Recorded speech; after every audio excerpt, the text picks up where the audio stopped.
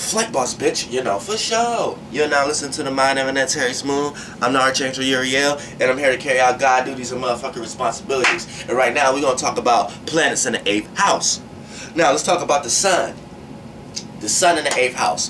The sun, what's the sun? Illuminates. It shines. Now, when we talk about planets in the houses, yeah, a little bit of your characteristics of the sign that your planet is gonna play out in this. Like, say you're a sun sign Gemini, and you have now we know the way you act and your actions is gonna be Gemini-like. But when we talk about the sun in the houses, we have to talk about it as far as what the sun do by itself without its light coming through you, or the moon. We have to talk about what the planets do. You know what I'm saying? And you're gonna play out a little bit of characteristics, but for the most part, you have to look at it what they're going to do. Because here's why. You know what I'm saying? Depending on your degrees of where your sun at, as far as your basic, or any planet at, as far as your basic natal, it may not match the degrees of the house of that sign. So it could fall into the previous sign of, for an example, like I said, if you're a sun sign Gemini, right? But say your 10th house is Gemini. But say your 10th house is 20 degrees Gemini, and then your sun sign is say your 10th house is 20 degrees Gemini, but your sun sign is 10 degrees Gemini. Then your sun is going to fall in the house before the 10th house. So you're going to be a 10 degrees Gemini in a 9th house, in a Taurus 9th house. So you're going to act like a Gemini or this, that, and the third, but it's going to be in the life situation of the 9th house, not the 10th house. You know what I'm saying? So let's break it down. So let's talk about the sun. So, alright, the sun in the 8th house. Now, with the sun being in the 8th house, right here, it's going to brighten up. It's going to illuminate. So what is the sun? What is the 8th house? Desires. Occult natures. Things that you're in the dark, things that you was in the dark about, you need to be enlightened about. Now, this is tricky with the sun here. This is tricky because the sun shows, the sun illuminates. So right here, it's like you can't hide, you can't manipulate, you can't see. This is why it's a lot easier for moon sign Scorpios to manipulate than sun sign Scorpios, because sun sign Scorpios a lot of times become predictable because you can kind of see what they're trying to do. So if you can see a person being manipulative, they start to carry a snake energy or a serpent type energy or negative type energy. And then this Scorpio person may be running around like, why people looking at me like this? And it's because you think you're doing something to get what you want out of the situation, but when you allow another person to see what you're doing, and to see that you're actually manipulating, and to see that you're actually laughing about it, to make it like you're putting yourself in a situation that you make a person feel like they don't know what's going on, and you do, and you're laughing about it in their face like you're smart or something like that. You leave a person not wanting to give you the pleasure of that.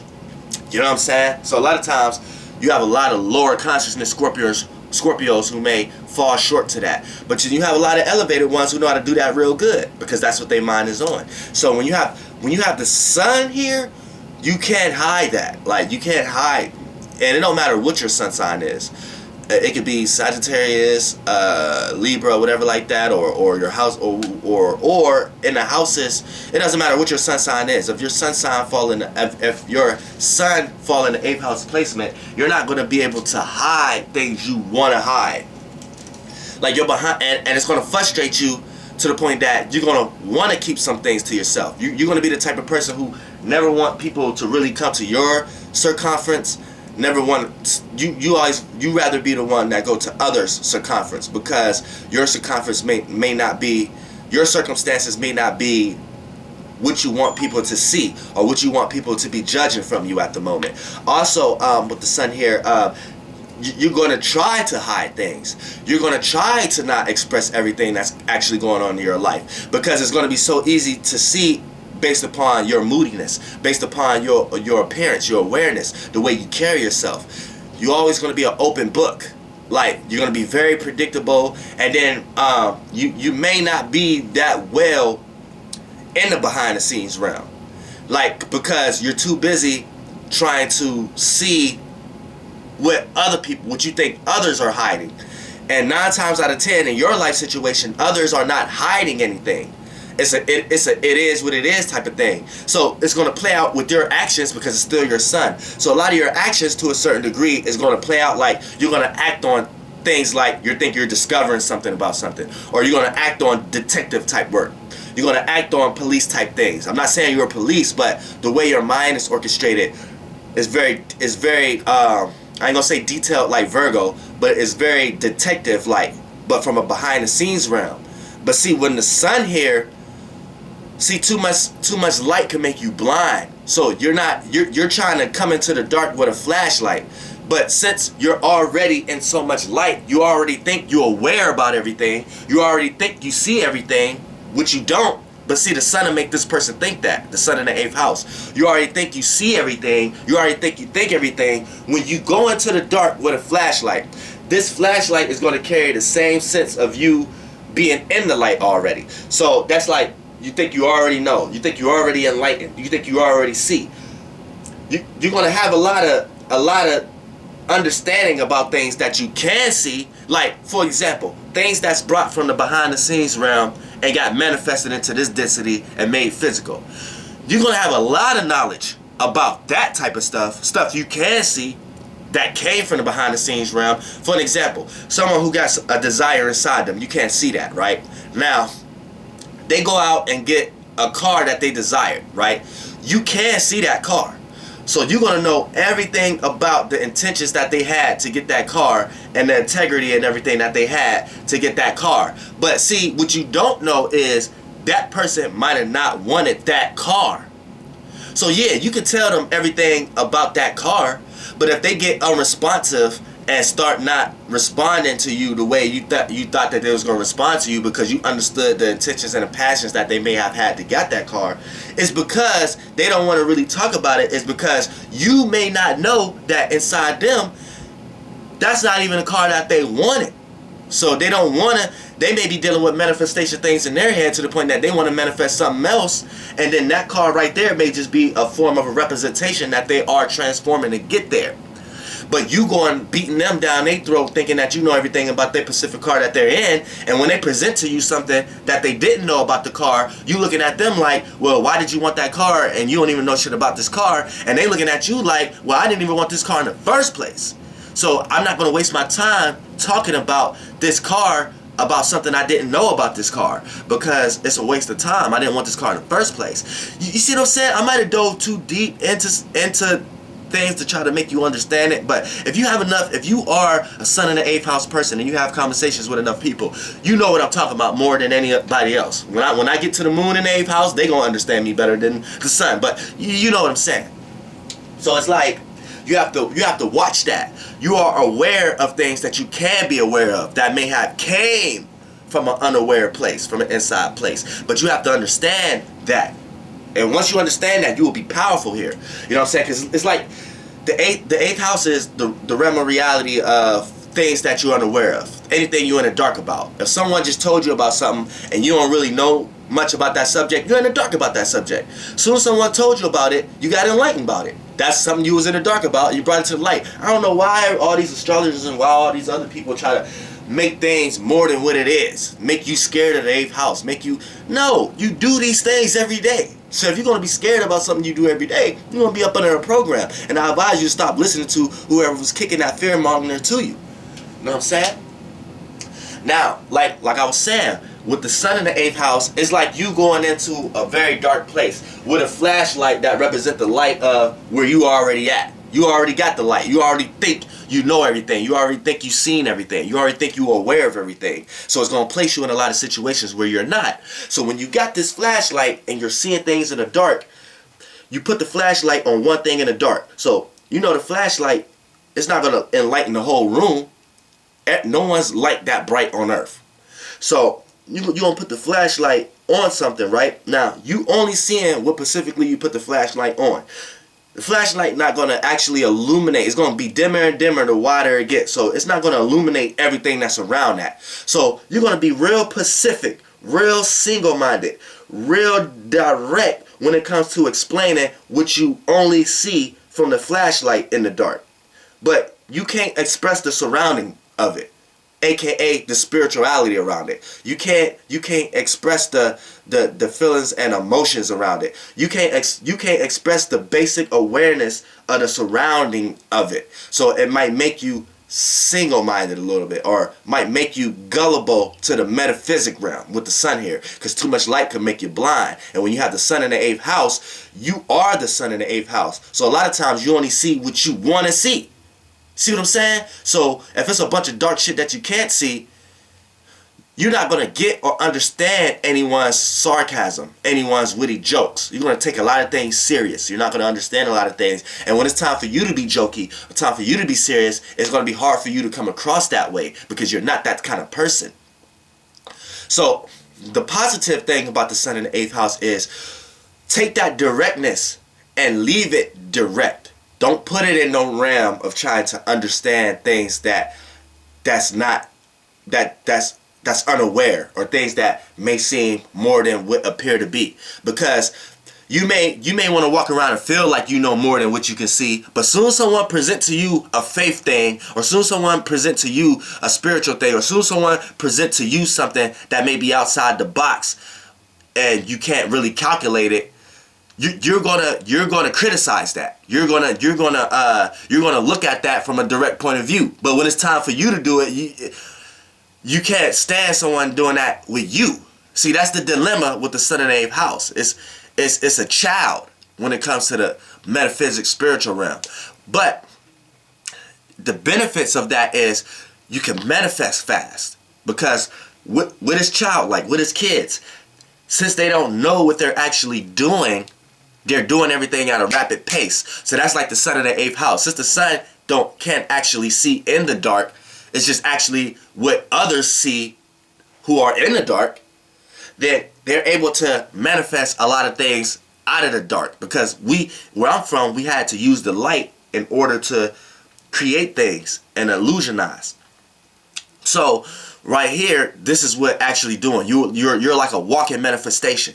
But you're going to manifest a lot of bullshit if you're not understanding your own light and not understanding what programs your own light is in. But if you get consciously aware of yourself, turn into a phoenix, you are a walking manifestation pool. If you have the sun in the 8th house. So wherever you go, the moment you start to think and feel and communicate, you can manifest the best out of that situation. You just got to make sure you're in the right mind state. And it's very hard to do that with the sun in the 8th house. Now, let's talk about the moon in the 8th house. Now, the moon is what you can't see. The moon hates to be here. The moon don't like to be in the 8th house. Here's why. The sun does better in the 8th house of the moon. Here's why. Because the sun, even though it's still the light, and in this density, in this realm of reality, you still have to see things. You can't even go get a job if you don't understand certain things about that job.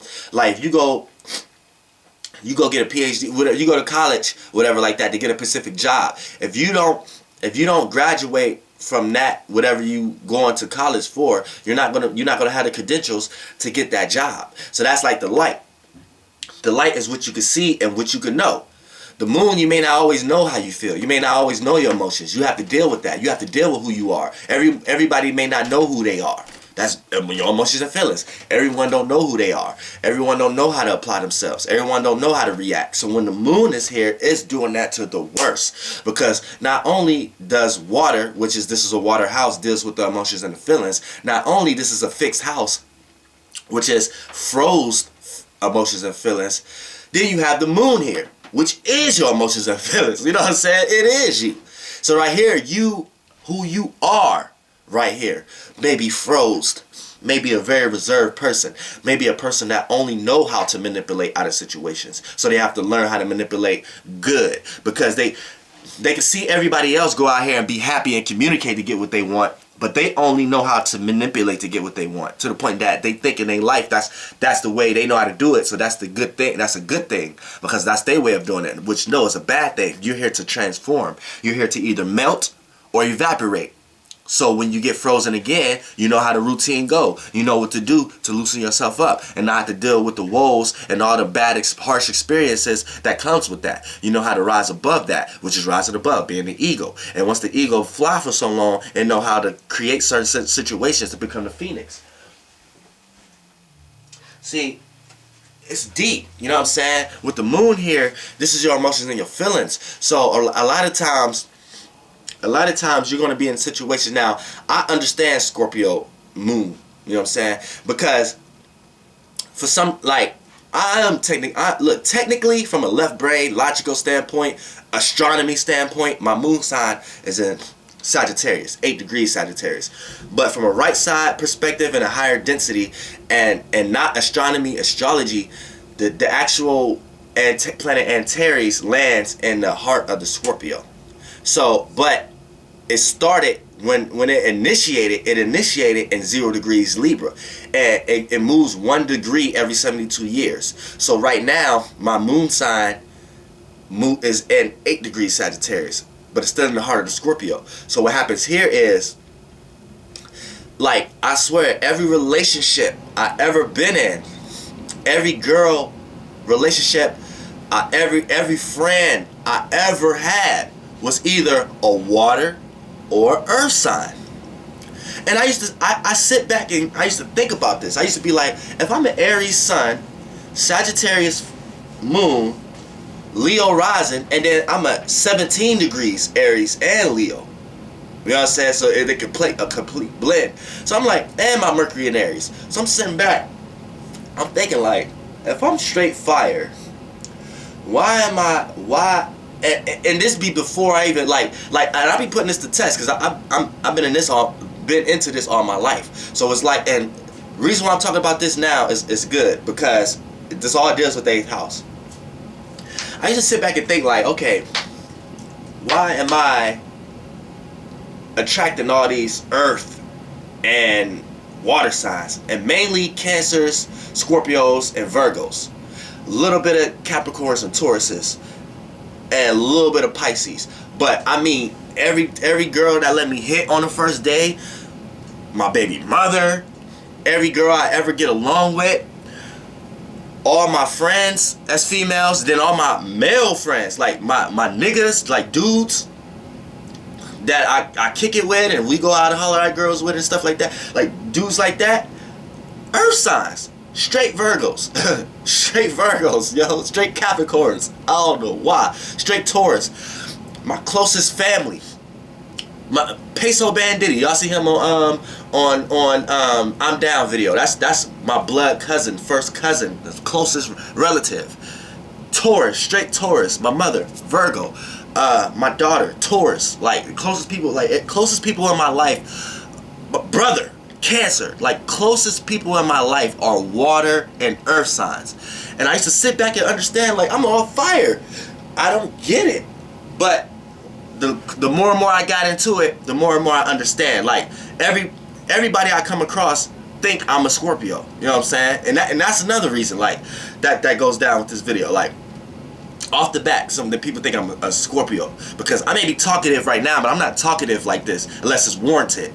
I'm usually the person who get real aggressive first and start moving like this and talking all spiritual first like that. And I have to be put in that moment. But if we just chilling, relaxing, I'm like goofy as hell, like, you know. So and if we're around a lot of people that I don't know, I'm not even talkative like that. You know what I'm saying? I'm very reserved. So I used to sit back and think, like, what the fuck? But it's because of my moon sign. You know what I'm saying? I'm attracting. I'm pushing off fire, water energy, because my sun sign Aries, but by my moon sign being Antares, which is the Archangel Uriel, it's pushing a steam. It's pushing water. So it's like almost like a steam. So this is something that earth signs could deal with and water signs could deal with. I have enough fire and passion to get the water sign bubbling, and I have enough fire and water to make an earth sign feel like I can support this dude. I can support this dude's emotions and feelings and how they carrying themselves. And also, this person can help me design. Help me. It's like a volcano type of thing. Fire signs and air signs, I don't get along with. I don't know. I have no Like when an air sign comes wanting to communicate, it makes me hard to communicate back with the air. When a fire sign want to rapidly do shit, it makes me look at them like I'm the earth sign. Like it be like, huh? I'm looking at them like you doing shit rapidly. You doing shit without thinking about it. So it's like I'm all fucked up. You know what I'm saying? But that's when the moon. See, now a person with a moon in the 8th house, they can deal with a lot of these thoughts, but might not be able to express it the way I'm expressing it. You see what I'm saying? So, you know, with the moon here, it's like manipulative. You know what I'm saying? It's like it's the awareness, and you have to get out of your own funk. Now you're going to be able to see other people's, like now where the sun think they can see, but it's too much light blinding the surroundings of the darkness. The moon can see, but the moon may not ever bring that to the light. So a moon in the 8th house might can sit here and know everything you trying to manipulate, but may not know how to bring that to the light for you to not try to manipulate it. So what happens here is they distance themselves from you. They do something else to not be in your surroundings, not be in your circumference. And you'll start to think that this person two-faced. You'll start to think that this moon in the 8th house person is two-faced, or they really don't like you or whatever like that. Nah, they just see what you try to do, and you may not even know what you try to do. But since they can see it, they can be. You need to go talk to them so they can open up themselves to you and let them know that, oh, if you ain't know you was doing this, this is how I felt you was doing. Then y'all can come to an agreement. But if you know what you're doing already and you think that they don't know, when they distance themselves from you, don't get upset. Don't get mad. They don't fuck with you, and they actually don't want to. So it don't matter what games you come up with to try to entice this moon in the 8th house person back in. Try to get something that you know that they like, or try to do something that, or go somewhere that you know that they want to go. So you thinking they're gonna open themselves up? They don't give moons in the 8th house don't give a fuck about that shit. They don't give a fuck about that shit. Now, when it comes to manifesting, you're gonna manifest a lot of bullshit, a lot of death in your life. You may manifest a lot of sex. That's just joining two energies, a support system. Someone who values something and someone who desires something coming together, they could get both of those. It can lead out into sex, but that's just what it is. You know what I'm saying? You can manifest a lot of that. Like a lot of moon and 8th house people have that one close friend that they do everything with, and those two only talk about everybody else around them. And they can be cool with everybody else around them, but they only trust that one person with the actual knowledge of how they actually see everybody around them. You know what I'm saying? Moon in the 8th house could work like that too.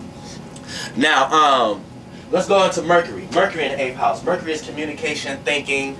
I have this placement right here. So how I think, how I communicate, how I organize things in my mind is from a desirable, mystical, metaphysical type of way.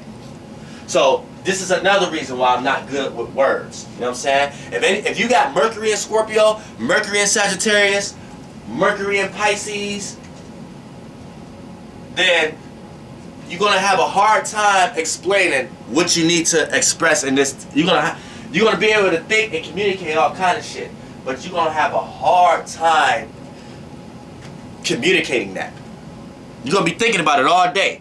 You're gonna have a hard time communicating because you go so deep. You go so deep. So and then anybody who got Mercury in the 12th house, 8th house, or the 9th house, it's gonna be hard. Mercury in the 9th house is gonna be hard for you to communicate the broad perspective of how you see things, the things you got enlightened about.